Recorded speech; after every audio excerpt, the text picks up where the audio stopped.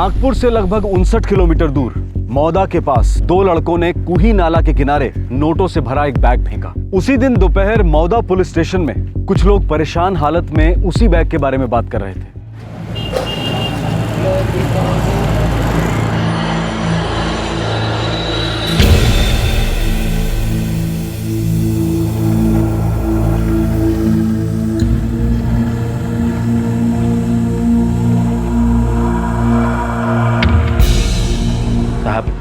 मेरे बेटे आशीष ने पैसों की बैग बलराम भाऊ की बेटी कल्पना के हाथ दे दिया और हम लोग गाड़ी से उतर गए। ये बात पावर दोना कामठी रोड की है ना? हाँ साहब, हम लोग कामठी रजिस्ट्रेशन ऑफिस में जा रहे थे प्रवीण के गाड़ी में। और वो 3 लोग थे? हाँ साहब, वो मोटरसाइकिल पे आए थे।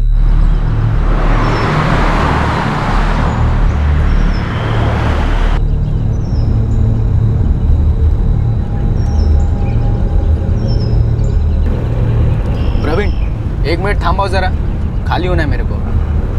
अरे बाबा,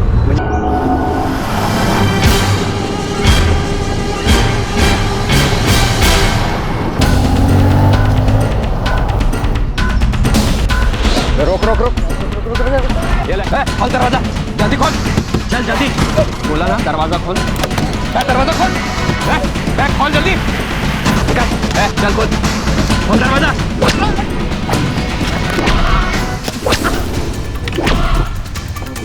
ये बोला ना, चल चल जल्दी, गाड़ी शुरू कर, चल जल्दी।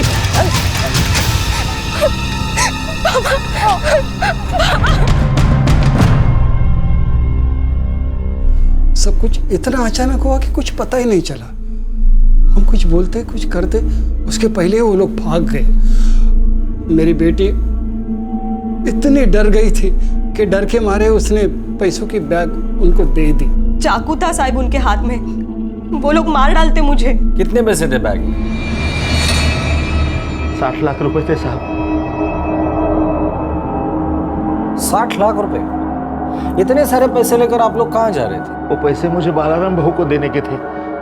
उनकी खेती की जमीन मैं खरीद रहा था।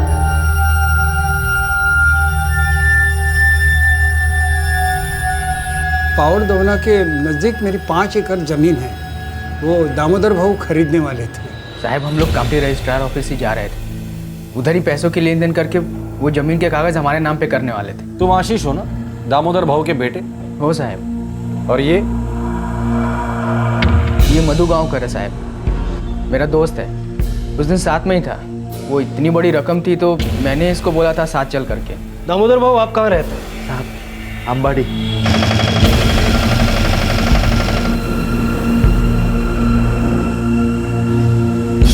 और बालाराम भाऊ पावर दवना के रहने वाले हैं।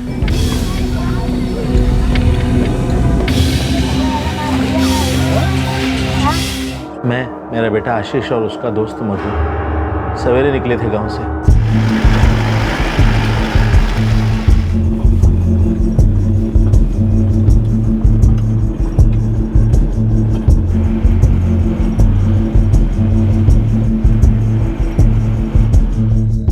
ये प्रवीण की गाड़ी भाड़े पे ली थी साहब। 9:15 बजे हमने बालाराम भाऊ और उनकी बेटी कल्पना को पावर दवना में उनके घर से साथ लिया।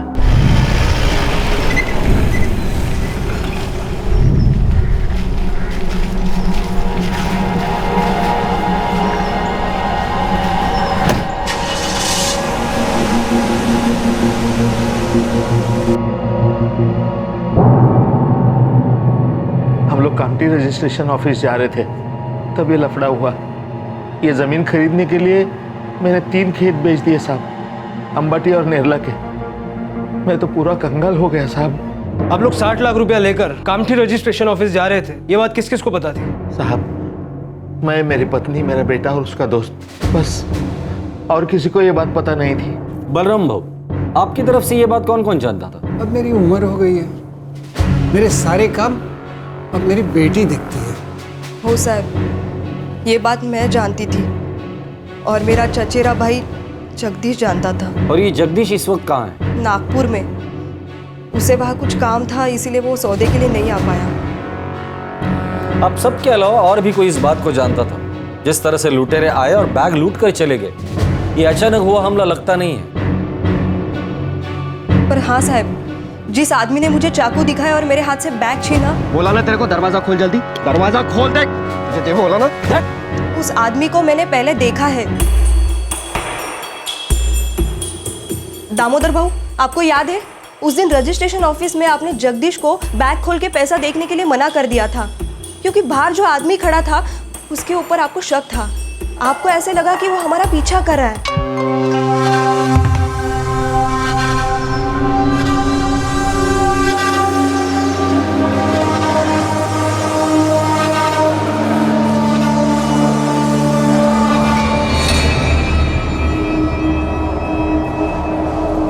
दामोदर भाऊ, दस्तखत करने से पहले मैं एक बार रुपए की बैग देख लेना चाहता हूँ। जगदीश बेटा, ये जगह ठीक नहीं है पैसे देखने के लिए। क्यों? बहुत लोगों की नज़र होती है यहाँ पर, और मुझे डर है कि किसी की नज़र इस सौदे पर है। अंदर आए ना हम लोग तो उसकी नज़र हम पर ही थी।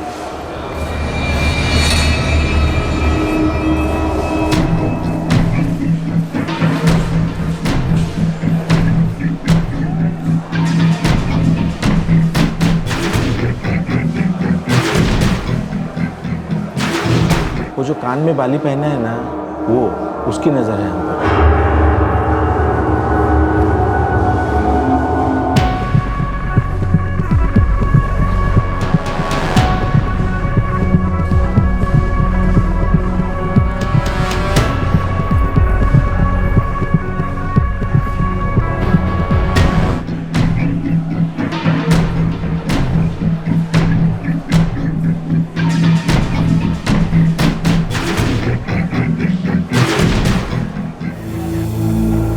वो जो कान में बाली पहने हुए था वो हो भाऊ, तोच। आप जानते हैं उसे? नहीं साहब। लेकिन वो आदमी कामठी रजिस्ट्रेशन ऑफिस पहुंचा कैसे? आप लोगों ने तो बताया कि आपको कामठी जाते वक्त लूटा गया था, और उस वक्त जगदीश आपके साथ नहीं था। नहीं, ये 1 हफ्ते पहले की बात है, 3 तारीख की। साहब, ये सौदा 3 तारीख को होना था, लेकिन नहीं हुआ, क्योंकि मुझे शक हो गया था साहब। उस आदमी की नीयत मुझे ठीक नहीं लग रही थी। उसकी नज़र हमारे पैसों पर थी। न जाने कब से वो हमारा पीछा कर रहा था, और जब हम पर हमला हो गया ना, तब मेरा ध्यान नहीं गया साहब उस पर। साहब, वो कल्पना ताई से बैग छीनने के चक्कर में था, इसके लिए वो हम लोग के पास आया ही नहीं। 3 जुलाई को आप लोग कामठी रजिस्ट्रेशन ऑफिस गए थे जमीन का सौदा करने, जिस दिन सौदा हुआ नहीं। क्या उस वक्त भी आपने इसी की गाड़ी रेंट पर ली थी? नहीं साहब, उस दिन हम लोग दूसरी गाड़ी से गए थे, और बलाराम काका, कल्पना ताई और जगदीश भाऊ दूसरी गाड़ी से आए थे। 11 जुलाई 2013 को जमीन के सौदे के लिए गई 2 पार्टीज पर हमला हुआ और उनके पास से 60 लाख रुपए लूट लिए गए। लेकिन ऐसा लग रहा था कि लूट की साजिश पहले ही की गई थी, क्योंकि इससे पहले 3 जुलाई 2013 को भी ये सौदा होना था और लूट के डर की वजह से नहीं हुआ था। क्या ये एक सोची समझी साजिश थी? क्या इस लूट के पीछे दोनों पार्टीज में से किसी एक का हाथ था? कुलकर्णी, ये लूट अचानक हुई है ऐसा लगता नहीं है मुझे। सर, मेरे को तो पक्का साजिश की बू आ रही है। ये 2 पार्टी में से कोई तो एक झूठ बोल रहा है। सर, एक बात मुझे बहुत अजीब लगी। बलराम भाऊ का भतीजा जगदीश मापुसकर 3 तारीख को वो पैसे देखने की जिद कर रहा था, और जिस दिन सौदा हुआ उस दिन वो आया ही नहीं। साहब, लूट की खबर मिली और मैं झट से वापस आ गया। जगदीश, इस लूट में तेरे साथ कौन कौन शामिल था? जल्दी बोल दे। साहब, ये क्या पूछ रहे हो आप?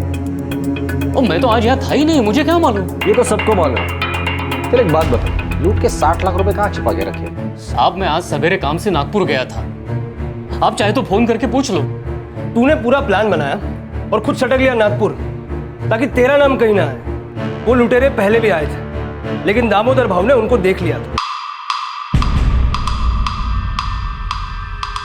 3 जुलाई को लूट नहीं पाए तो ये प्लान बनाया, ताकि जिस दिन लूट हो तुम वहां पर रहो ही नहीं और तुम पर कोई शक ना करे। इतने सारे लोगों में सिर्फ एक पे हमला नहीं हुआ, और वो है कल्पना, जिससे बैग छीनी गई। क्या वो भी इस प्लान में शामिल है? कौन सा प्लान है? हम लोगों का ऐसा कोई प्लान था ही नहीं, और मुझे क्या पता कि ये ऐसा कुछ होने वाला है। हाँ, उस दिन मैंने पैसे का बैग दिखाने को बोला था, क्योंकि मैं देखना चाहता था सच्ची में 60 लाख है या नहीं। साहब, पिछले 6 महीने से यह सौदा चल रहा था, 6 महीने से, दामोदर भाऊ 1 एकड़ का 12 लाख देने को तैयार नहीं थे। पहले वो बोले 8 लाख, फिर 8 से 9 और फिर 9 से 10 तक बात आई और आखिर में बलराम काका ने जो कीमत बोली थी उसी पर सौदा पक्का हुआ।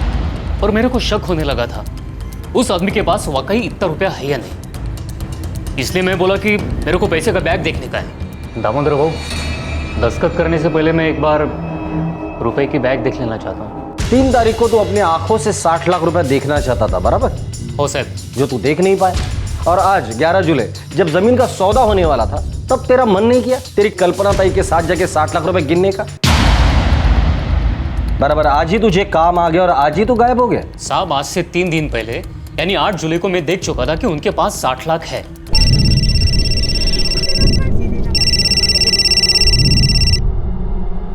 हाँ दामोदर भाऊ, बोला। जगदीश, अरे 11 तारखेचा दिवस खूप चांगला आहे. हम लोग 11 तारीख को सौदा पक्का करते हैं, चलेगा? ठीक है भाऊ, पर भाऊ 11 को मैं नहीं आ सकता। जगदीश, तू एक काम करना, तू आज ही आके पूरा 60 लाख रुपया गिन ले. तेरे को शक है ना मेरे पास इतना पैसा है कि नहीं? नहीं भाऊ, ऐसी कोई बात नहीं है। तू आज आ सकता है ना? ठीक है, मैं दोपहर तक आता हूँ। हाँ हाँ, चलेगा।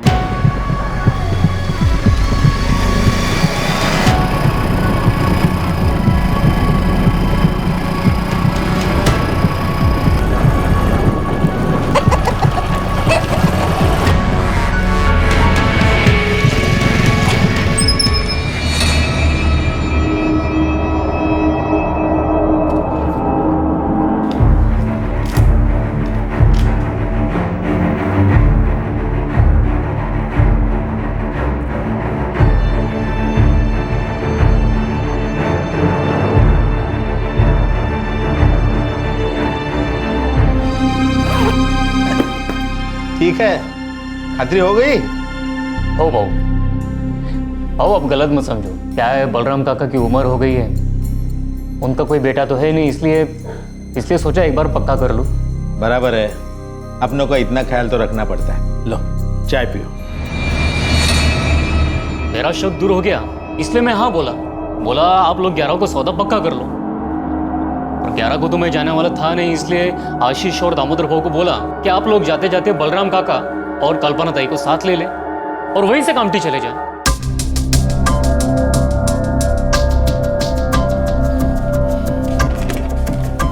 सर, जगदीश वाकई नागपुर में था। वो जिस ऑफिस में गया था वहां से कंफर्म हुआ है और उसका वहां जाना पहले से तय था। मतलब उसने कोई प्लानिंग नहीं की थी। कोई लोकल गैंग या कोई हिस्ट्री शीटर शामिल है? सर, खबरियों को काम पे लगा दिया है। अब तक तो नहीं लगता कि किसी लोकल गैंग का इसमें हाथ हो। 60 लाख बहुत बड़ी रकम है, यहाँ का कोई शामिल होता तो अब तक पता चल जाता। ये जमीन का सौदा, ये सौदे में कुछ गड़बड़ है। कुलकर्णी हो ना हो, कोई ना कोई तो अंदर का ही शामिल है इसमें। साहब, अब मेरी उम्र कितनी बची है, तबीयत भी ठीक नहीं रहती है, इसलिए मैंने सोचा कि अपनी जमीन बेच दो और जो मिले 2 बेटियों में बांट दो। मेरा कोई बेटा भी नहीं है, इसलिए मैंने अपने गांव के जमीन का सौदा करने वाले मुकेश जाधव को बोला, कोई ग्राहक होगा तो देख। और साहब, मेरा काम तो जमीन खरीदना और बेचना है। कम कीमत पे जमीन खरीदो और भाव बढ़ जाए तो उसे बेच दो। मुकेश यादव को मैं जानता हूँ साहब, और हमारे इलाके के सारे दलाल मुझे भी जानते हैं। वो 5 एकड़ की जमीन है और पावर दो ना आपके खेत को लग के। अच्छा, लेकिन भाव क्या बोलता है वो? अब बेचने वाला तो महंगा बोलेगा और खरीदने वाला सस्ता, ये तो चलता ही है। आप मीटिंग फिक्स कर लो, बात हो जाएगी। मुकेश यादव दलाल है, पर सौदे की दोनों तारीख को वो आप लोगों के साथ नहीं था, ना ही 3 जुलाई को ना ही 11 जुलाई को।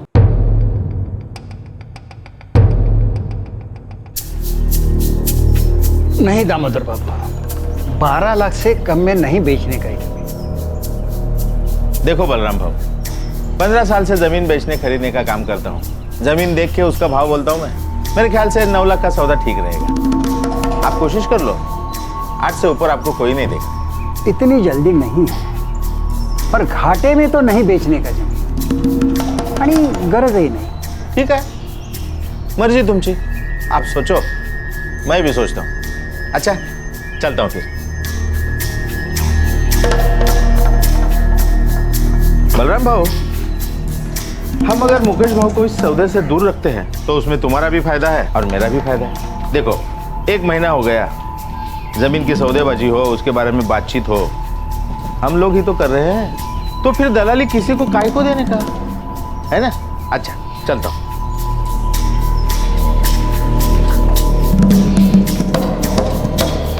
तो आप लोगों ने दलाल को बीच में से निकाल दिया? जी साहब। और मार्च से लेकर जुलाई तक सिर्फ कीमत पर बातें चलती रही?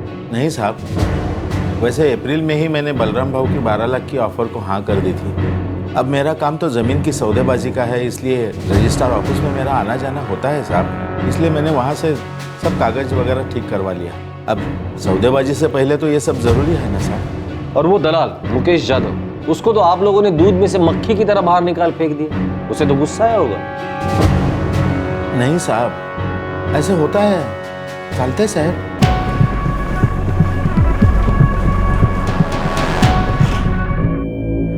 अब दोनों पार्टी मिलके दलाल को बीच से हटा दे तो हम लोग क्या कर सकते हैं साहब? मुकेश यादव, बदला लेने का ख्याल नहीं है तुम्हें? गुस्सा तो आता है साहब, पर धंधे में नुकसान कौन चाहता है?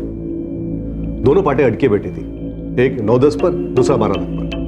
मैंने सोचा ये सौदा होने का ही नहीं है, टाइम बर्बाद होगा सिर्फ। पर सौदा हुआ, और अगर तुम उसमें शामिल होते तो अच्छा खासा कमीशन मिलता, वो भी दोनों पार्टी से। साहब आप बोलना क्या चाह रहे हो? ये लूट मैंने करवाया? अगर तुमने नहीं करवाया तो फिर किसने करवाया? साहब मैं फैमिली वाला हूँ, बरसों से दलाल हूँ साहब। अब फैमिली को खतरे में डालकर सौदा थोड़ी करूंगा। बरसों से जमीन के धंधे में हो, तुमको तो सब पता रहता होगा कब और कौन सा सौदा होने वाला है। साहब रजिस्टर ऑफिस में रोज कितने सौदे होते हैं, अब मैं उन पे ध्यान रखूंगा या अपने धंधे पर? 60 लाख मुकेश यादव, 60 लाख। अच्छे इंसान का ईमान डगमगा जाता है, और तुम्हारे तो पेट पे लात मारी थी दामोदर भाऊ ने। साहब एक बात बोलूं, कोर्ट दोनों पार्टी में से किसी एक में, एक बोलती है रुपया देखने का है और दूसरा बोलता है बाहर लूट का खतरा है। उस दिन कुछ नहीं होता, अगली बार लूट होती है। साहब इतनी बरस इतनी जमीन बेची, ऐसा पहली बार देखा साहब। आप मेरा खबर खोट डालो, आपको कुछ नहीं मिलेगा। मैं इस सौदे में आया बलराम भाऊ की वजह से और दामोदर भाऊ से बात बढ़ाई। अब उन दोनों का लगा कि मेरे को बीच में नहीं रखने का। अब मेरे को क्या बोलो, अब क्या होगा? इस सौदे में जरूर कुछ गड़बड़ थी। बेचने वाले या खरीदने वाले में से किसी एक के मन में लालच आ गया था। पुलिस को अब तक ऐसी कड़ियां नहीं मिल पाई थी जिन्हें जोड़कर कोई कहानी बन सके और यह पता चल सके कि आखिरकार ये लूट करवाई किसने थी, कौन था वो शातिर खिलाड़ी। उसी शाम लुटेरों में से 2 ने डकैती की जगह से कुछ ही दूर पर लूट का बैग फेंक दिया।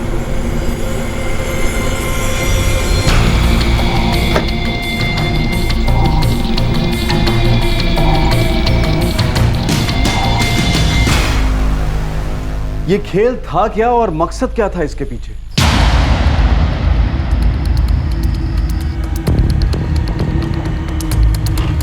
सर किसी के भी कॉल रिकॉर्ड से ऐसा नहीं लगता कि इनमें से कोई भी इसमें शामिल है।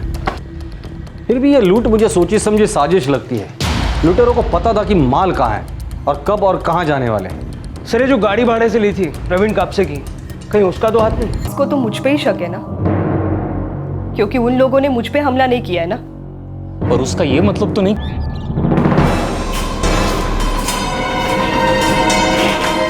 साहब मैंने ही मेरे बेटे को गाड़ी भाड़े से लेने को कहा था। हो साहब, मैंने ही प्रवीण की गाड़ी भाड़े से ली थी। ये प्रवीण कापसे जान पहचान वाला था? नहीं साहब। हो सकता है वो लुटेरों से मिला हुआ हो। और ऐसा कैसे हो सकता है? वो कल्पना ताई ने 1 हफ्ते पहले ही उनमें से एक को देखा था। तब तो हमने प्रवीण कापसे की गाड़ी भाड़े से ली नहीं थी। गाड़ी तो इस बार भाड़े से ली है। उनको किधर मालूम होएगा कि कौन है वो लोग? जब जान पहचान वाला नहीं था तो उसकी गाड़ी भाड़े से कैसे ली तुमने? नाम सुना था साहब। कहाँ और किससे? छोटा सा तो गांव है साहब, कौन क्या करता है, कौन भाड़े से गाड़ी चलाता है, सब मालूम पड़ता है।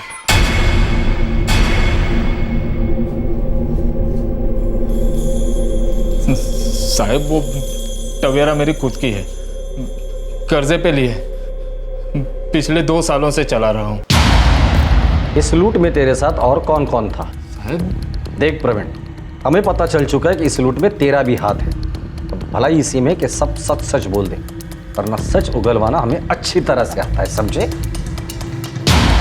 साहब मैं गाड़ी का मालक चालक हूँ, किराए पे गाड़ी चलाता हूँ। एक टाइम का 2000 रुपया मिल जाता है। इस टाइम बोला था चुप रहने का 3000 मिलेगा। अब ये भी बता दे, ये चुप बैठने के 3000 रुपए कौन देने वाला था तुझे? राजेश बापट।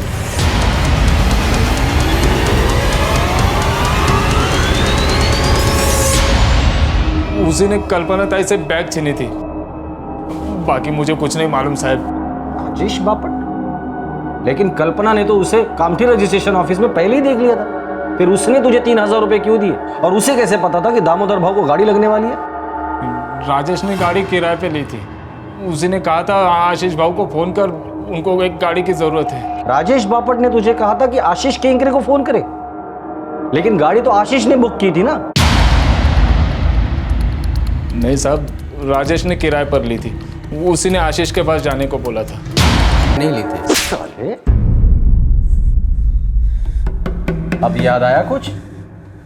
हाँ? याद आया कुछ? नहीं साहब, वो गाड़ी मैंने बाहर से नहीं ली थी। बाप के पैसे चुराने की साजिश करता है तू? हाँ? ये राजेश बापट कौन है और कहाँ रहता है?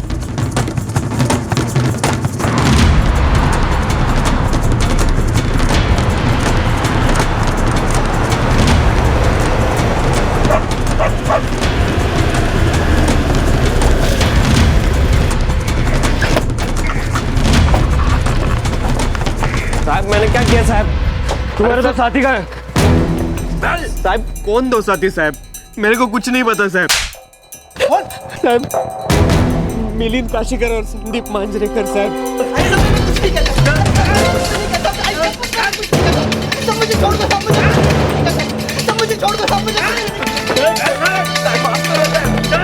मेरी गलती नहीं है साहब, मेरी गलती नहीं है साहब।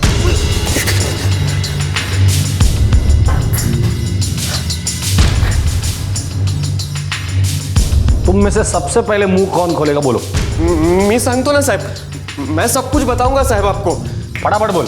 देखिए साहब, मेरे को आशीष से ये मधु ने मिलवाया साहब। वो आशीष का दोस्त है साहब, और मेरा भी। उसने बोला कि कुछ लूटने का है। अबे पर लूटने का क्या है ये तो बोलो। एक बैग। माल कितना मिलेगा? 5,000। काम मुश्किल है? नहीं रे, एकदम आसान है। सुन, 3 जुलाई को मैं और आशीष के बाबा के साथ कामठी रजिस्टर ऑफिस जाने वाले हैं। उधर उसके बाबा को पावरतोना के बलराम के साथ ज़मीन का सौदा करने का है। उधर बलराम, उसके बेटी कल्पना और शायद उनका रिश्तेदार जगदीश भी होगा वहीं। बलराम का भतीजा है वो। जैसे वो लोग पैसे का बैग ले बाहर लाए, बैग छीनने का और भाग जाने का वहाँ से। अबे हाँ, पर उस कामठी के ऑफिस में गर्दी कितना होता है? हाँ तो बाहर आने दे उनको। हो सकता है वो लोग गाड़ी में आएंगे, उनको लूटने का और पैसों का बैग वापस करके देने का। ठीक है? उस बैग में माल कितना होगा? वो मैं नहीं बता सकता। तो बैग उठा और भाग। और सुन, हरे रंग का बैग होगा और बैग लाके मेरे को और आशीष को देने का। ठीक है? ये अकेले आदमी का काम नहीं है, मुझे और आदमी लगेंगे। तो ले किसी को लाने का है तो? इनके अलग से 5-5 हज़ार रुपये लगेंगे। दिया। और फिर तू संदीप और मिलिंद को साथ लेकर आ गया। और साहब, हम सबको 5-5 हज़ार रुपये मिलने वाला था साहब।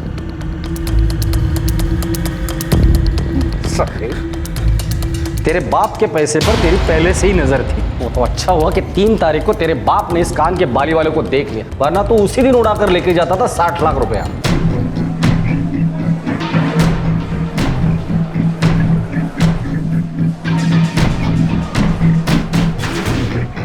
एक बात बता, लूटना ही था तो सीधा बाप को ही लूट लेते। क्या फर्क पड़ता था कि पैसे दामोदर से लूटे या बलराम से? और उसके लिए 11 तारीख तक रुकने की क्या जरूरत थी? 3 तारीख को ही बाप को लुटवा देता।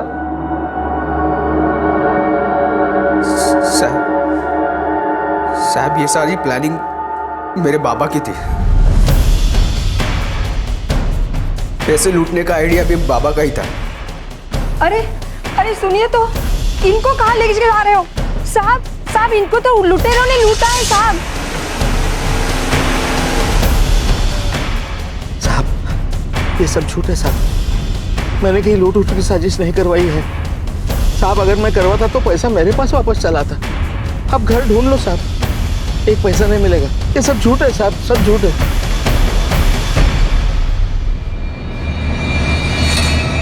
पैसे तुम्हारे पास कहां से आते दामोदर भाऊ? तुम तो पूरी दुनिया को टोपी पहना रहे हो।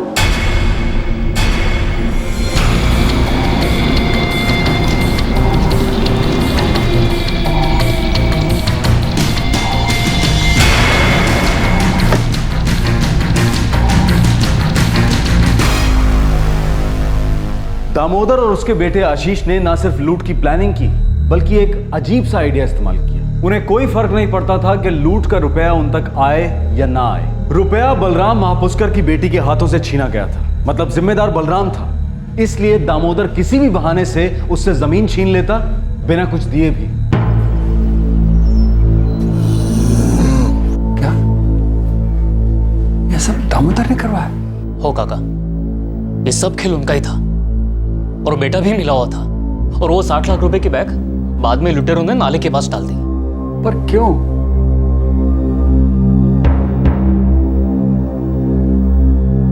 बैग हमारे पास नहीं है साहब, उसको हमने कल शाम को कोई फाटा नाले के पास डाल दिया साहब। लूट का रुपया कहाँ है?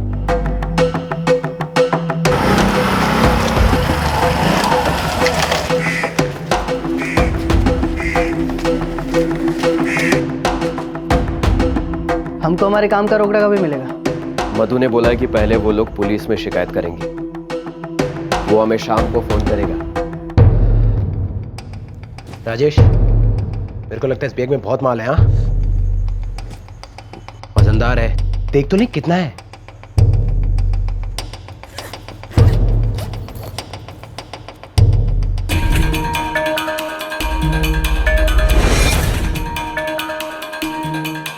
साहब, उस बैग में हजार रुपए की 60 गड्डियां थी। पढ़ाई शपथ साहब, इस तरह का झोला आज तक मैंने नहीं देखा। ऊपर और नीचे की नोट असली, बाकी सब नकली। कोरे कागज, रंग लगा था कोने कोने पे।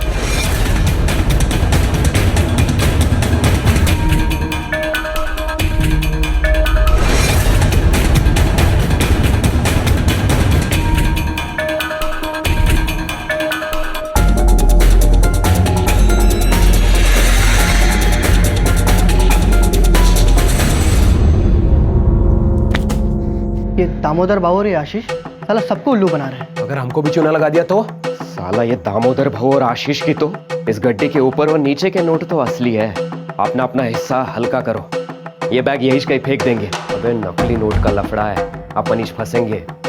चल।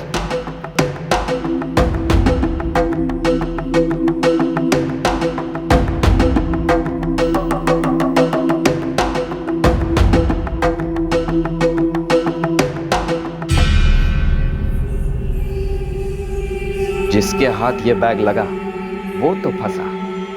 चलो।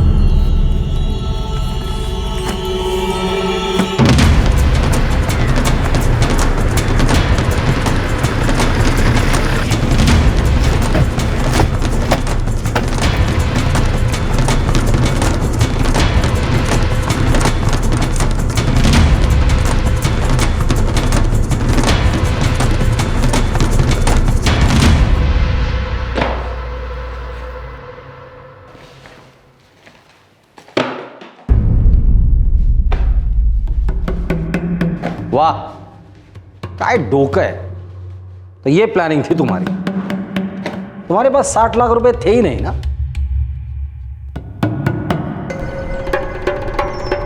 जमीन बड़ी अच्छी है और मुझे इसे हाथ से नहीं जाने देना है। सोने के भाव बिकेगी बाद में। पर बाबा 60 लाख रुपए किधर से आएंगे? तू अगर मेरी मदद करेगा ना तो एक काम हो सकता है। हमें कुछ देना नहीं पड़ेगा और ये जमीन हमारी हो जाएगी। पर बालाराम काका बिना पैसे दिए जमीन देंगे क्या? तू चिंता मत कर उसकी। बालाराम भाऊ को मैं अच्छी तरह से जानता हूँ। उनके जमीन के कागजात मैंने ठीक करवाए हैं ना। बड़ा नेक दिल इंसान है, एकदम सीधा साधा, और भरोसे के मामले में तो आंख पे पट्टी बांधने वाला है वो। पर ऐसा कैसा बाबा, बिना कुछ दिए जमीन देंगे क्या? तू कुछ ऐसे लोगों को ढूंढ जो रास्ते में बैग लूट ले।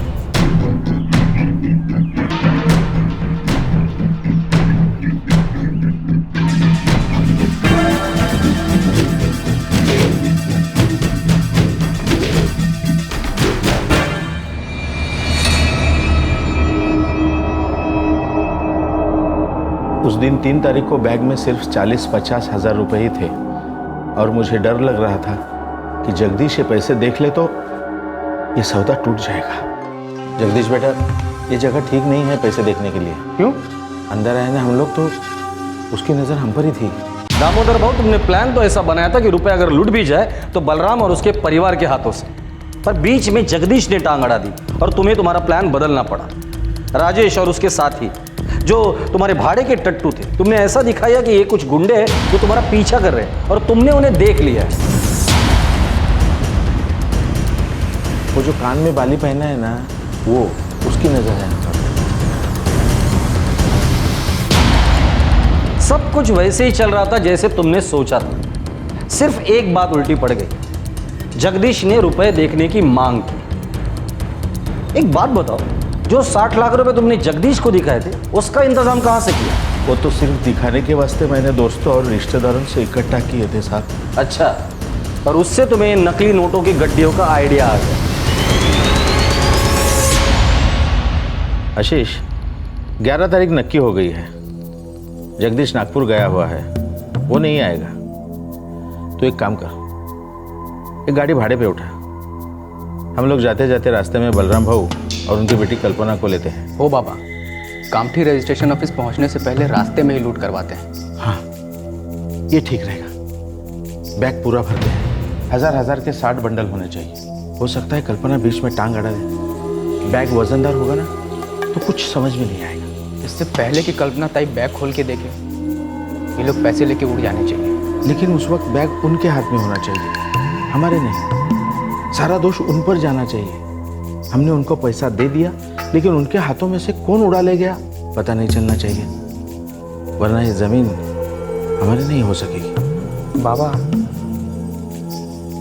मेरे पास एक आइडिया है।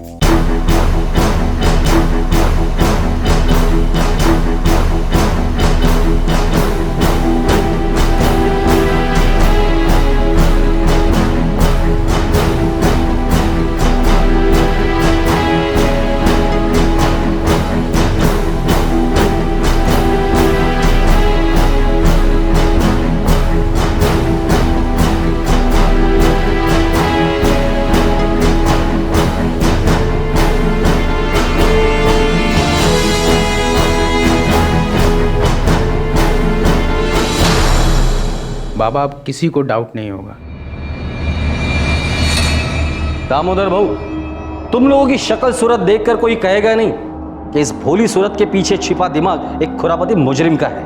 पर एक बात आप भूल गए, गुनाह कभी ही लपटना ही। Crime never page.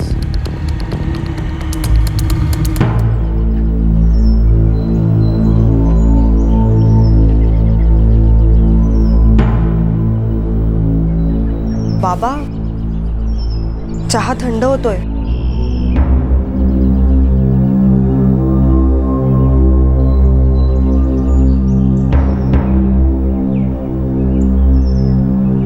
दामोदर का बेटा आशीष, आशीष का दोस्त मधु गावनकर और बाकी सभी आरोपी राजेश बापट, संदीप मांजरेकर, मिलिंद काशीकर और प्रवीण कापसे सब फिलहाल पुलिस कस्टडी में हैं। जो पीड़ित थे उन्होंने ही इस लूट की साजिश की थी। उन्हें लगा था कि वो बड़ी आसानी से सबकी आंखों में धूल झोंक देंगे और पकड़े नहीं जाएंगे, लेकिन पुलिस ने उनका जमाया खेल बिगाड़ दिया। 5 महीनों से दामोदर के साथ न जाने कितना वक्त गुजारा बलराम ने, लेकिन उसे क्या पता था कि उसकी पीठ पीछे क्या साजिश चल रही है। इतने बड़े धोखे की साजिश करना, उसको अंजाम देना और फिर ये उम्मीद करना कि कोई पकड़ नहीं पाएगा, ये सारे ख्याल दिमाग में आते कहां से? रोज सुर्खियों में आने वाली स्कैम की खबरें, रोज होने वाले नए नए घोटाले और फिर ना होने वाली कार्रवाई, क्या इस सब को देखकर लोगों की हिम्मत बढ़ती होगी?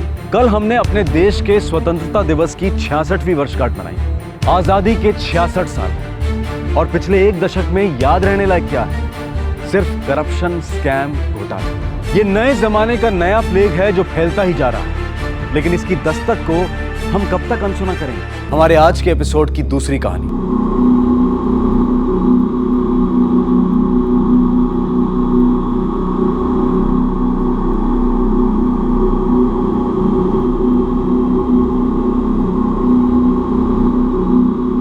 अब तक शिनाख्त नहीं हुई, नाम तक नहीं? नहीं सर, अब तक कुछ पता नहीं चला।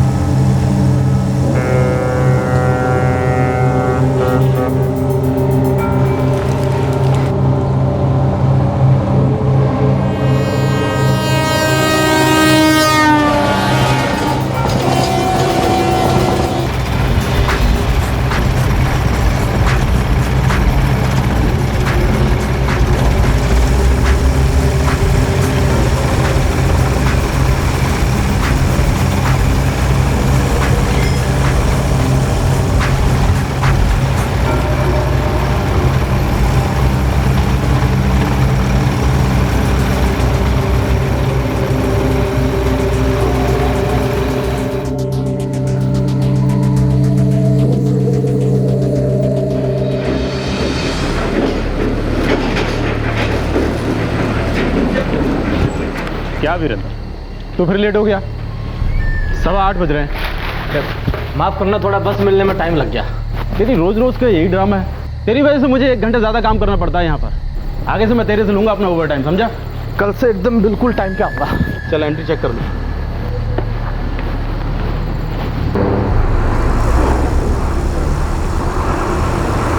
थैंक यू यार। हैं अरे कितना? 80, 55, 8.5 पे।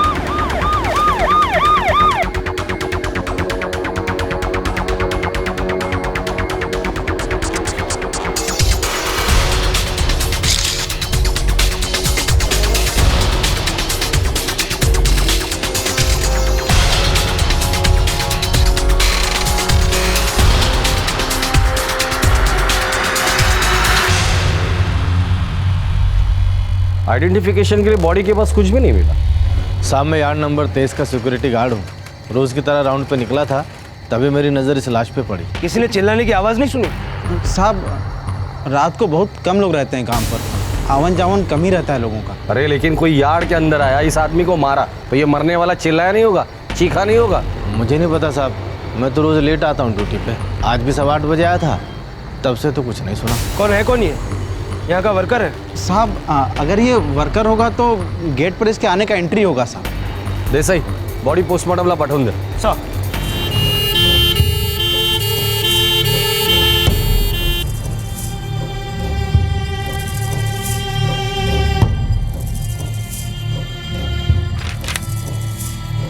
नहीं साहब, इसकी कोई एंट्री नहीं है यहाँ पर। तो फिर ये अंदर कैसे आया?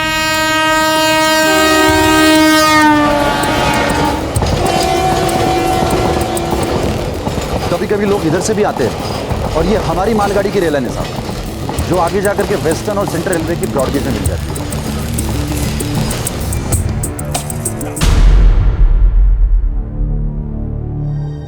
कौन था वो आदमी और क्यों मारा गया?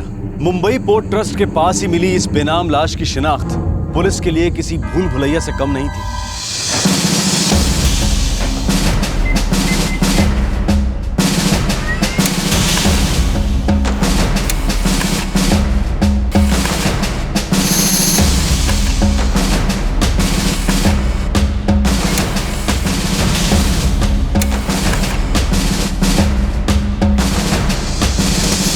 सर, मुंबई और आसपास के सारे पुलिस स्टेशन से पता किया, ऐसी कोई मिसिंग कंप्लेंट नहीं है और ना ही इस आदमी के बारे में कोई जानकारी। डेड बॉडी के पास भी हमें कुछ नहीं मिला, ना सेल फोन ना आईडी कार्ड, जिससे ये पता चल सके कि इस आदमी का नाम क्या है, रहता कहाँ है,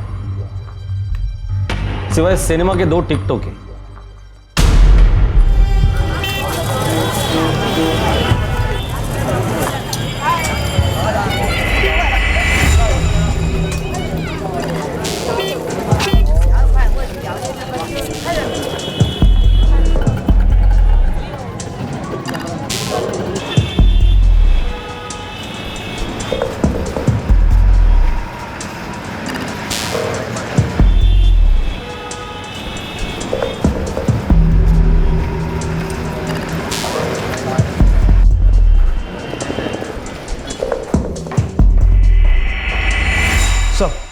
कोई बॉडी लेने या तलाश करने भी नहीं आया अब तक। ताज्जुब है, इस आदमी को पहचानने वाला एक भी आदमी मुंबई में नहीं है। सर पिक्चर की 2 टिकटें हैं, उस एंगल में इन्वेस्टिगेट करें, हो सकता है कोई क्लू मिल जाए। ठीक है, अब तक तो ये एक ही सुराग हमारे पास है।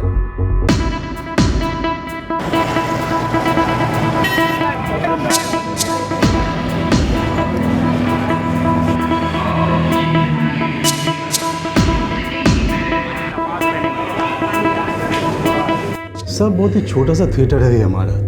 30 रुपए का टिकट है आज के ज़माने में भी। यहाँ पे सीसीटीवी कैमरे कहाँ से लगाएंगे साहब? ये फोटो ध्यान से देखो, 4 जुलाई को ये आदमी यहाँ पिक्चर देखने आया था। देख के बताओ, पहचानते हो इसे? नहीं साहब, पता नहीं कौन है। रोज बहुत सारे लोग आते हैं यहाँ पे साहब। पर साहब एक बात है, शायद आपका किसी काम आ जाए। बोलो। साहब मजदूर टाइप के लोग ज़्यादा आते हैं यहाँ पे, और बाजू में कोठे हैं। कुछ लोग तो वहाँ से लड़कियाँ भी लाते हैं, और हो सकता है ये किसी का कस्टमर हो और वो पहचान जाए।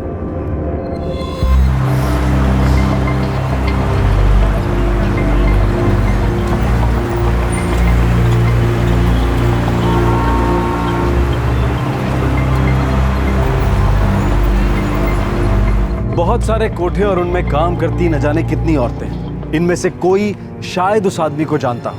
ये तो घास के ढेर में से सुई ढूंढ निकालने से भी ज्यादा मुश्किल था।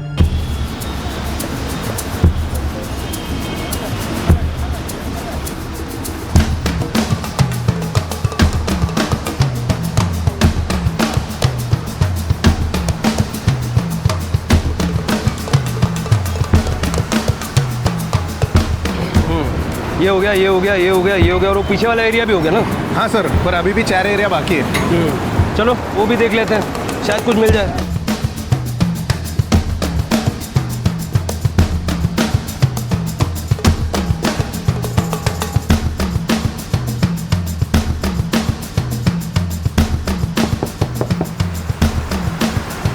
इसको जानती है?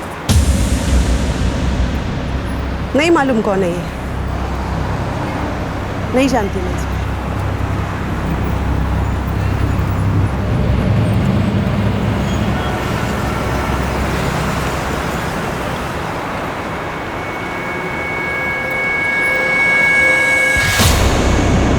अरे छोड़, कहाँ लेके जा रही है? अरे बोल ना। नाज़नीन नाम है इसका। तू नहीं जानती ये आदमी कौन है? मैंने उधरिच बोला था कि नहीं जानती करके। क्या को खाली पूरी टाइम वेस्ट करने का? तेरे पास वाले कमरे में जो रहती है उसका नाम बता। वो तो रुखसाना है। नहीं मालूम कौन है ये। देख नाज़नीन, हमें पक्का बताया कि ये रुखसाना उस आदमी को जानती है। हाँ तो उसको पकड़ने का साहब, मैं वो काय को परेशान करने का। तू सिर्फ इतना बता, रुखसाना झूठ बोल रही है ना? साहब मैंने उस आदमी को 1-2 बार आते जाते देखा था रुखसाना के पास। हो सकता है वो भूल गई हो।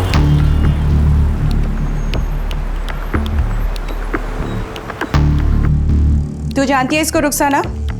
नहीं जानती। हमें पता है तुम झूठ बोल रही हो। एक बार बोला ना साहब, नहीं जानती मतलब नहीं जानती। अभी भी झूठ बोल रही हो। मैं सच्ची बोल रही है साहब। हमें सिर्फ ये पता करना है कि ये आदमी है कौन। साहब धंधे से सर उठाने का टाइम नहीं मिलता। अब क्या मैं हर आने जाने वाले का फोटो खींच के मोबाइल में रखेगी? अरे नहीं पड़ने का इस लफड़े में मेरे को साहब। तेरे पास आया था? हर आदमी का चेहरा देखेंगे ना तो जीना मुश्किल हो जाएगा। हम हाथों का रोकड़ा देखते हैं, आदमी का चेहरा नहीं। देख रुखसाना, मैं जानता हूं तू लफड़े में नहीं पड़ना चाहती, पर ये लफड़ा नहीं है, एक्सीडेंट का केस है। एक्सीडेंट में मरा ये। अब इसकी फैमिली होगी, उनको इन्फॉर्म करना होगा। बेचारे के बीवी बच्चे होंगे। फिर बता दे, क्या जानती है इसके बारे में? साहब ये कौन है ये तो मैं नहीं जानती, पर हाँ आया था ये मेरे पास 2-3 बार, यही कोई 1-आध महीने पहले।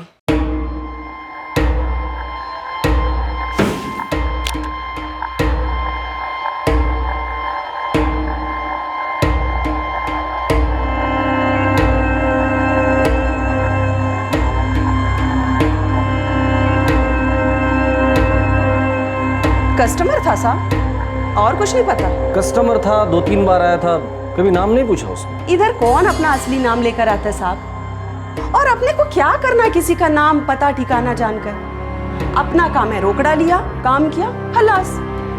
और वैसे भी वो कोई सेठ वेठ नहीं था कि मैं उसका नाम पता जानती। तेरी मैडम को तो मालूम होगा ना?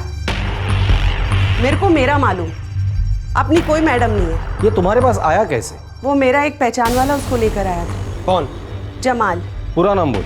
अशरफ जमाल साहब, वो मेरा पुराना कस्टमर है, वही उसको लेकर आया था मेरे पास। ये अशरफ जमाल मिलेगा कहाँ? वो तो नहीं पता साहब, वो कोई कंस्ट्रक्शन साइट पे दिहाड़ी मजदूरी का काम करता है। किधर? इधर ही वह डाला में कहीं?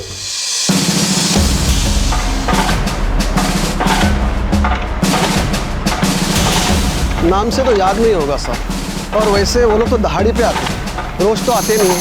आप कॉन्ट्रैक्टर लोगों से पूछ लो, शायद उनको पता होगा। अशरफ जमाल? नहीं साहब, मैं किसी अशरफ जमाल के बारे में नहीं जानता। बंगाल वाला अशरफ जमाल तो नहीं साहब? कहाँ का है पता नहीं, कुछ 35-36 साल का है। हाँ साहब, 35-36 साल का ही है, बीवी बच्चे वाला है साहब। कहाँ मिलेगा साहब? 2 हफ्ता तक तो हमारे यहाँ आया करता था, करिया काम करता था, अब वो गांव चला गया बंगाल। 2 हफ्ता पहले गया साहब। उसका गांव का नाम है कुछ बारेसात कुछ गांव का नाम है साहब। इसको पहचानते हो साहब? नहीं, मैं नहीं जानता साहब। मैंने पहले ही कहा था नहीं पढ़ने का मेरे को इस लफड़े में। अब आप लोग खाली पीली मेरे को अप डाउन कराओगे। ज्यादा मच मत कर, तू जानती है वो आदमी कौन है? तेरे को चलना पड़ेगा अभी। ये अशरफ जमाल बंगाल का है ना? हाँ साहब। बारासात का, बराबर? हाँ, 12 ही बोला था वो। देखो रुखसाना, इस आदमी को जानने वाला सिर्फ एक ही आदमी है, और वो है अशरफ जमाल। अब हम में से कोई नहीं जानता कि अशरफ जमाल है कौन और दिखता कैसे है। तुम्हें हमारे साथ चलना होगा उसे पहचानने के लिए। और कितने दिन धंधा बंद रखेगी साहब? मेरे को ही लफड़े में मत फंसाओ। हाँ रुखसाना, इस आदमी की लाश अस्पताल में लावारिस पड़ी है, हमें इस आदमी का नाम तक पता नहीं, और इंसानियत के नाते हमारा फर्ज बनता है कि इसके घर वालों को हम खबर कर दें। अक्खी मुंबई में मैं ही बची थी इंसानियत का फर्ज निभाने के लिए।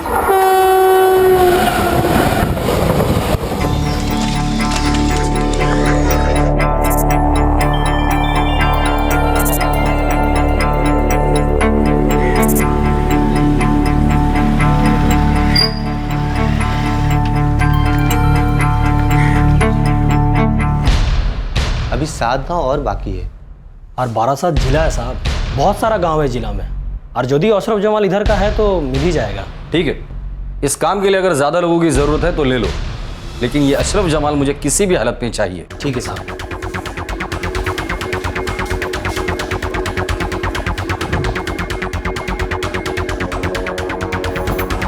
मैडम 5 दिन से इधर पड़ी, और कितने दिन रहने का इधर मेरे को? जब तक अशरफ जमाल नहीं मिल जाता है तब तक। मैडम, अरे मेरे को काय को फंसा रहे हो तुम लोग?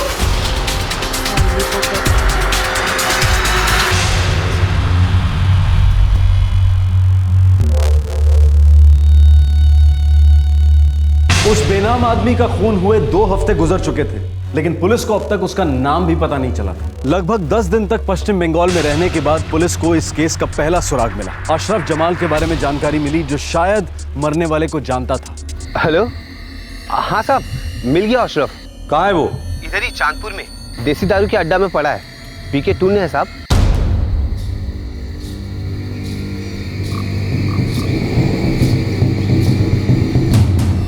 अरे दादा কোথায় নিয়ে যাচ্ছেন আমারে বলুন তো দেখি। আরে আমি যাব তো, আমি যাচ্ছি তো। আরে আমরা নিয়ে যাচ্ছি, চলো। अरे वाह, गाड़ी भी लेके आ गए तुम तो हैं।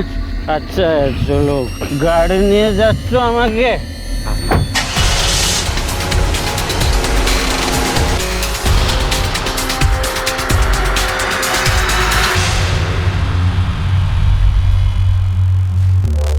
यही है अशरफ जमाल?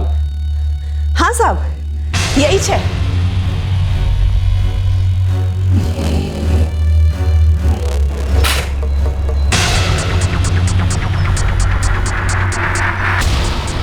अशरफ, इसे जानते हो?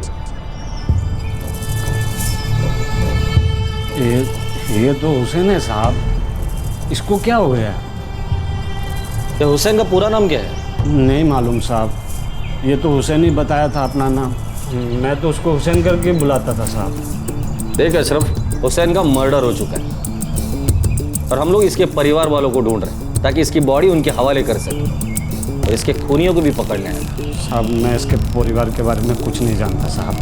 वो 2-3 हफ्ता इसके साथ काम किया था, वो कंस्ट्रक्शन के साइट पे साहब, इसके अलावा कुछ नहीं पता साहब।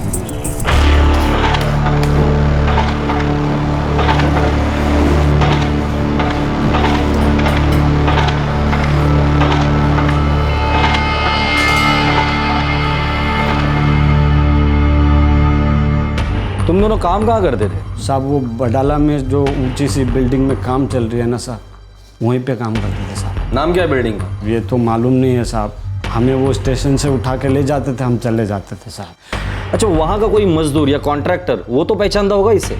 हो सकता है साहब।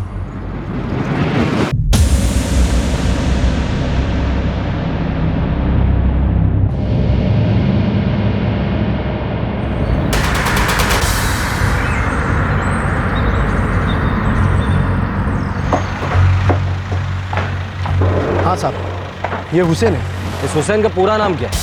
ये रहता कहाँ था और इसके फैमिली के बारे में क्या जानते हैं? अब इसका बायोडाटा तो मुझे नहीं मालूम साहब, लेकिन इतना मालूम है कि ये ग्रैंड रोड स्टेशन के बाहर खड़ा रहता था, वहीं से इसको मैंने 3-4 बार उठाया।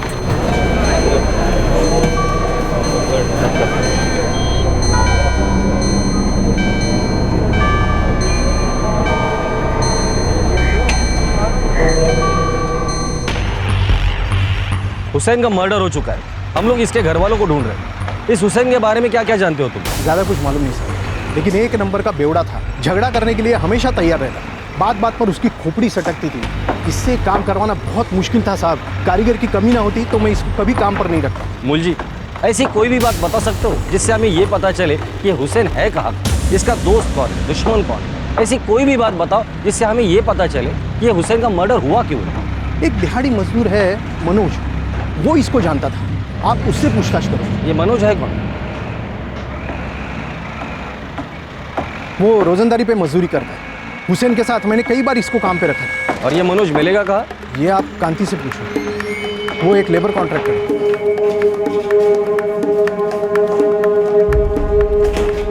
कांति, मुझे मनोज चाहिए। साहब मनोज तो इधर नहीं है, मेरी जानकारी में तो गांव चला गया। गांव कहाँ है उसका? उत्तर प्रदेश का है साहब, 2 हफ्ते पहले उसका एक्सीडेंट हो गया था, उसके बाद वो गांव चला गया। इसको जानते हो? नहीं साहब। ये भी मनोज की तरह मजदूरी का काम करता था? पता नहीं साहब, मैं मनोज को ही उठाया करता था प्लम्बिंग के काम के लिए, इसको कभी नहीं उठाया। मनोज का कोई फ़ोन नंबर है? हाँ है ना साहब।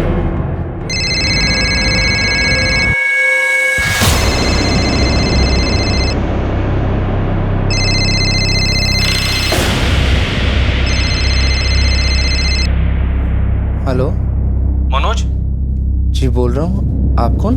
इंस्पेक्टर जादव बोल रहा हूँ, वडाला पुलिस स्टेशन से। जी साहब, क्या हुआ साहब? ये तुम्हारा दोस्त हुसैन कहाँ है? हुसैन मुंबई में ही होगा साहब, मैं तो इधर गांव में हूँ। क्या हुआ साहब? अब क्या किया हुसैन ने? मुझे हुसैन का पूरा नाम चाहिए, उसके फैमिली के बारे में क्या जानते हो तुम? साहब उसने कभी अपना पूरा नाम बताया ही नहीं, मैं उसे हुसैन ही बुलाता था साहब, और ज़्यादा जान पहचान तो थी नहीं हमारी, हम एक ही जगह काम करते रहे, बस इतना ही साहब। और वैसे भी मैं उससे 2 हाथ दूर ही रहता था साहब। क्यों? साहब एक तो वो बहुत पीता था, ऊपर से ज़रा सी बात पे सबसे झगड़ा करता था साहब, और कोई भी उसको काम पर लेना ही नहीं चाहता था, मजदूर कम हो, मजबूरी हो, तभी उसको बुलाते थे साहब। मनोज, तुम्हारे दोस्त हुसैन का खून हो चुका है। क्या? किसने मारा होगा उसे? साहब ये मैं कैसे बता सकता हूँ साहब, सबसे तो झगड़ा था उसका साहब, ठेकेदार से, मजदूर से, सबसे झगड़ा करता था साहब। सबके साथ उसका झगड़ा होता था, तुम्हारे साथ कभी हुआ नहीं? सब मेरा भी होता था, पर हम लोग साथ में मजदूरी ढूंढते थे, इसलिए वो मेरे साथ ठीक ही रहता था साहब। सोच के बता, कौन हो सकता है इसके पीछे? पता नहीं साहब। ठीक है,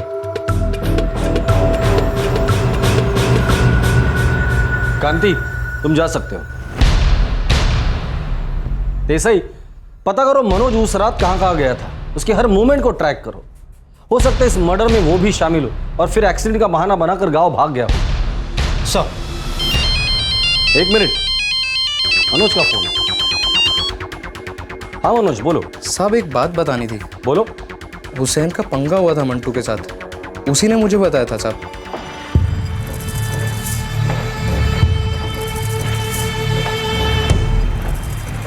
हुसैन, अब तू क्या बैठने को आएगा इधर?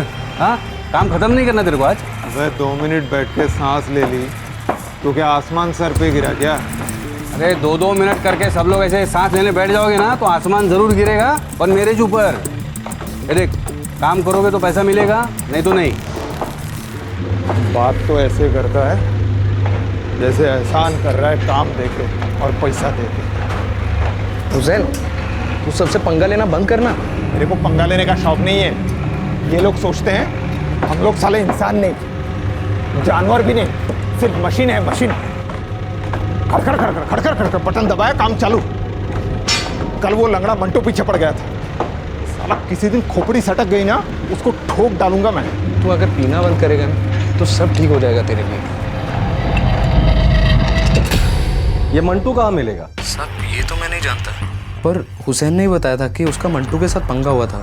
दोनों देसी दारू के अड्डे पे इकट्ठे जाते थे साहब। और वो मंटू क्या करता था, मजदूर था, क्या था, मुझे नहीं मालूम साहब। मैं सिर्फ हुसैन के मुंह से नाम सुना था उसका। देसी बार का नाम पता है तुझे? उधर वडाला में ही है साहब, रोशनी नाम है बार का। और हुसैन ज़्यादातर उधर ही जाता था साहब। तो इस मंटू के बारे में और क्या जानता है, और हम लोग पहचानेंगे कैसे उसे? मैं उसे नहीं जानता साहब, पर हाँ हुसैन उसे लंगड़ा बोलता था साहब, मंटू लंगड़ा। ठीक है।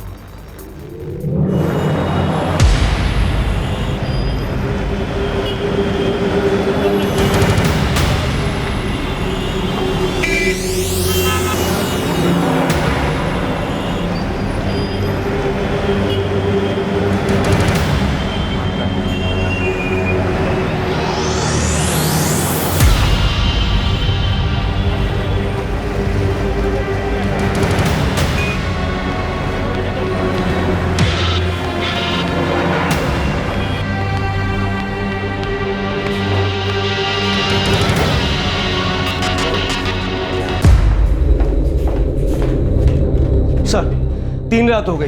मनोज ने बताया था वैसा कोई भी आदमी उस बार में नहीं आया। इस मनोज के बारे में कुछ पता चला? नहीं सर, ऐसा नहीं लगता कि उसका मर्डर में कोई हाथ है। वो जिस साइड पे काम करता है वहां से मैंने कंफर्म किया, उसका वाकई में एक्सीडेंट हुआ था। हुसैन की लाश अभी भी मॉर्ग में वैसी ही पड़ी हुई है।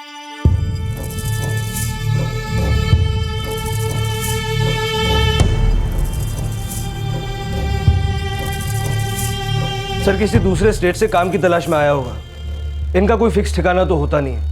रोजगार की तलाश में रोज सुबह स्टेशन के बाहर खड़े रहते हैं। कौन इनका नाम पता लिख के रखेगा? बात तो ठीक है देसाई, पर मर्डर किया किसने वो तो पता करना ही पड़ेगा।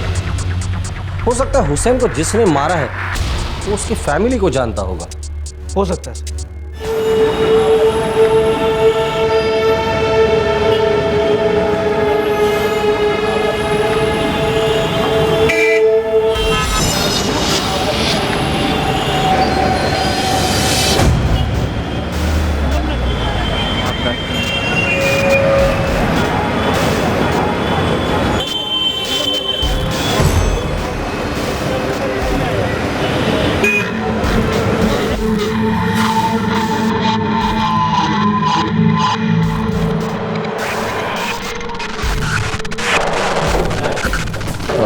वो आदमी कौन है?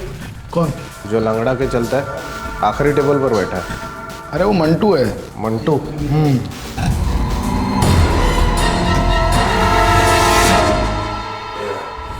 क्या हुआ साहब? अरे साहब साहब बोलोगे तो देख साहब। अरे साहब क्या कीजिए साहब?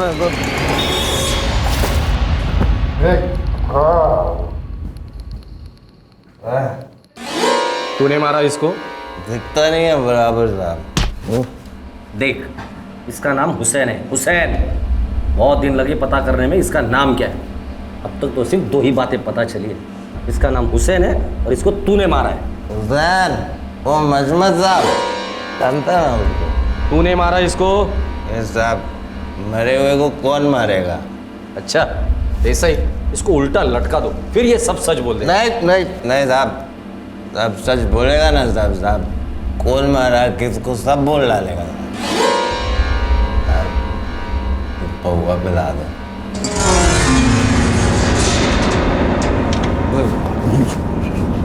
चल अब बता दे, किसने मारा हुसैन को?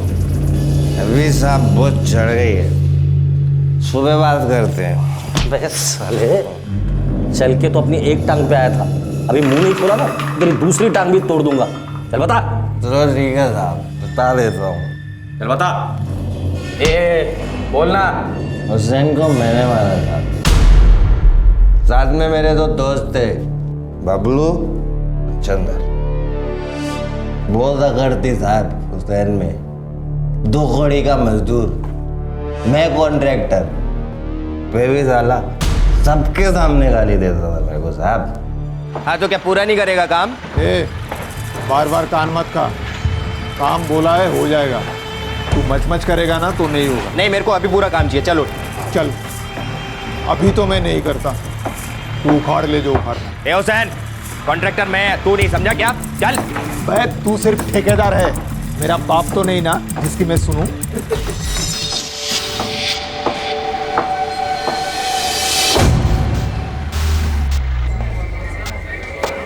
देख हुसैन, कल तूने नाटक किया ना, मैं तेरे को काम पे से निकाल देगा। अबे लंगड़े, तू क्या सोचता है? तू रोटी फेंकता है इसलिए मैं जिंदा हूँ? बाहर की पीता है तू। ठेकेदार कोई तेरे को खड़ा नहीं करता, साले तेरी अकड़ कम नहीं होती। मुंबई के हर स्टेशन पे तेरे जैसे कम से कम 50 लोग खड़े रहते हैं काम मांगने के लिए। चल ठीक है, कल से किसी और को उठा लेना, मेरे को भी तेरे साथ काम पे नहीं आने का। पछताएगा तू, रोएगा साले एक दिन। वो दिन कभी नहीं आएगा साले झिंगुर। किसी दिन सटक गई ना तो 2 टुकड़े करके फेंक दूंगा तेरे को। पुलिस पता ठिकाना पूछती फिरेगी तेरी।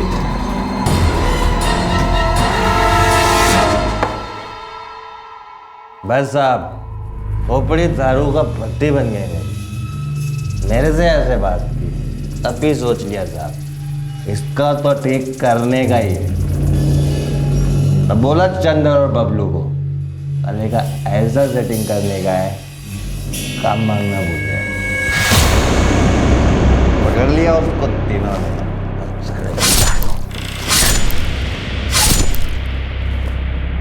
पहले का स्टोरी खत्म। अभी मैं सो जाऊं साहब, नींद आ रही है।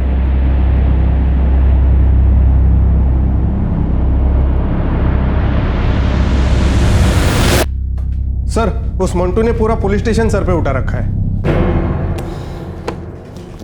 अरे बुलाओ ना साहब को, मेरे को बात करने का है। क्या रे, क्यों हल्ला कर रहा है? क्या साहब, इधर काहे को बंद कर रखा है? मेरे को काम पे जाने का है साहब। साहब मेरा पूरा काम, साहब पूरा लोग मजदूर इंतजार कर रहे होंगे साहब मेरा।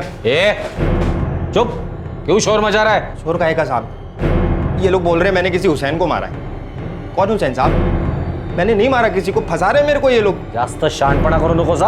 अब मैं ठेकेदार हूँ साहब, मर्डर वर्डर काम ही नहीं मेरा। रात को टाइट होकर पूरी स्टोरी बोल चुका है तू। क्या क्या बोला मैं? सब मैं क्यों मारेगा किसी हुसैन को साहब? साहब मेरे को देरी हो रही है साहब, मेरे को साइट पे जाने का है साहब। साइट पे जाने तुझे देरी हो रही है? अब तेरी उतर गई है ना, अब तू सब सच बोलेगा। येऊन जा रे आला। साहब खाली पीली गरीब को फंसा रहे हो साहब। मैंने नहीं मारा साहब किसी को, मैं सच्ची बोल रहा है साहब। ऐसा लगने लगा था कि पुलिस के हाथों हुसैन का कातिल लग चुका है। पुलिस को पूरी उम्मीद थी कि मंटू से पूछताछ कर हुसैन का पता, पूरा नाम और सब जानकारी मिल सकेगी। पिछली रात मंटू ने जुर्म कबूल किया, लेकिन सुबह होते ही उसने यू टर्न ले लिया। क्या कभी इस केस को क्लोजर मिलेगा? क्या मरने वाले को नाम, पता, परिवार, आइडेंटिटी मिल पाएगी?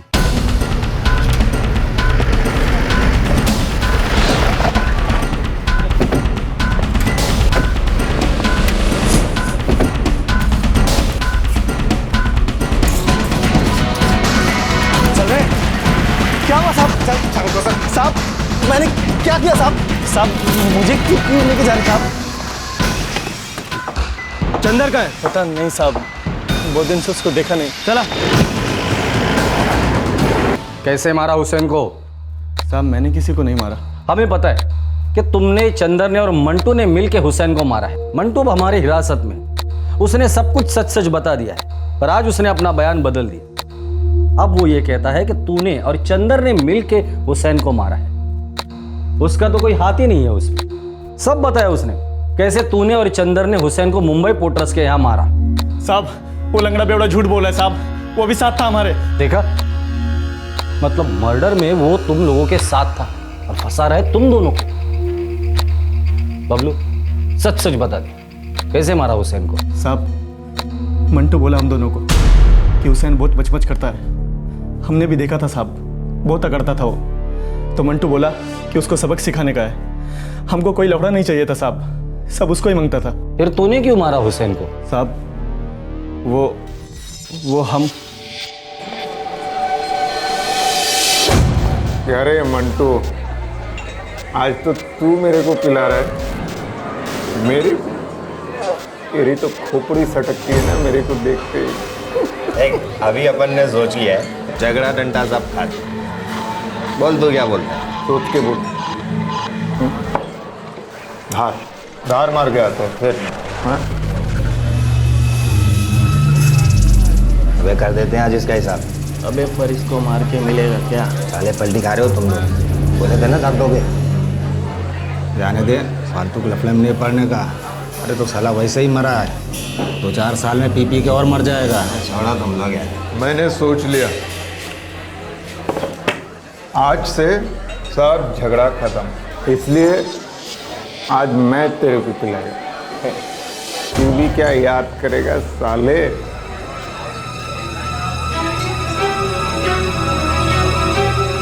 अबे आज बहुत माल है तेरे पास। सब कॉन्ट्रैक्टर लोगों के साथ पंगा लेके सबसे वसूली करनी, सबका हिसाब खत्म।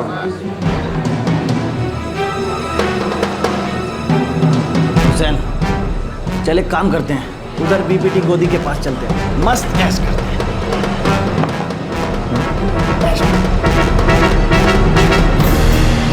चलो साले के ऐश करते हैं।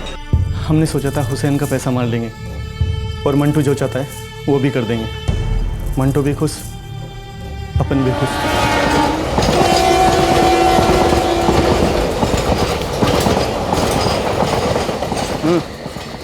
यार्ड के रास्ते से चलते हैं। यार्ड के रास्ते से चलते हैं। क्या बोला? कुछ नहीं, यार्ड से शॉर्टकट लेते हैं। मैं तो थोड़ी देर में लुढ़कने वाला हूँ यार। बस क्या हुसैन, चलना।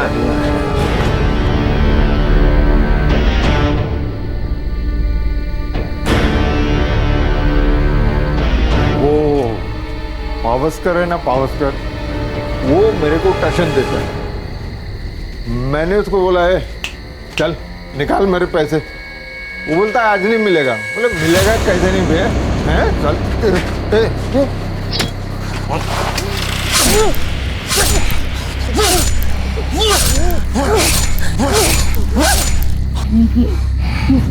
ये चंदर कहाँ है? नहीं पता साहब, हम तीनों ने सब माल आधा आधा किया।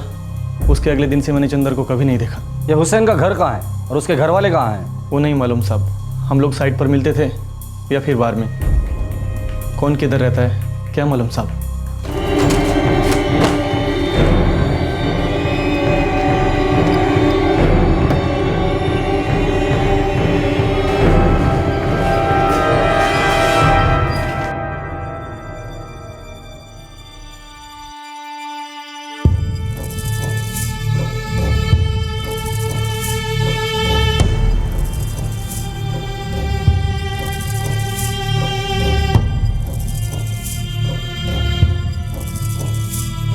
लगभग 1 महीने बाद हुसैन को दफनाया गया और उससे कुछ समय पहले ही इस हत्या का तीसरा आरोपी चंदर भी पकड़ा जा चुका था।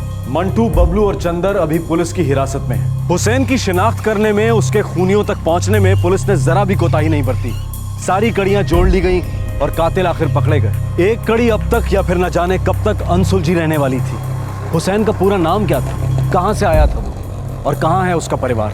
दूर दराज से न जाने किस किस गांव से ये लोग रोजी रोटी की तलाश में शहरों में आते हैं। कुछ कारीगर, कुछ सिर्फ मजदूर, कुछ हुनर की कमाते हैं, कुछ मेहनत की। शहरों को सिर्फ वो हाथ चाहिए होते हैं जो ईंट पर ईंट रखते जाएं, मंजिलों के ऊपर मंजिलें बनाते जाएं, इमारतें खड़ी करती जाएं, हमारे घर बनाते जाएं, हमारी और कईयों की जिंदगी कंप्लीट करते जाएं। और उनकी जिंदगियां कभी कभार बिना क्लोजर, बिना समापन के खत्म हो जाती हैं।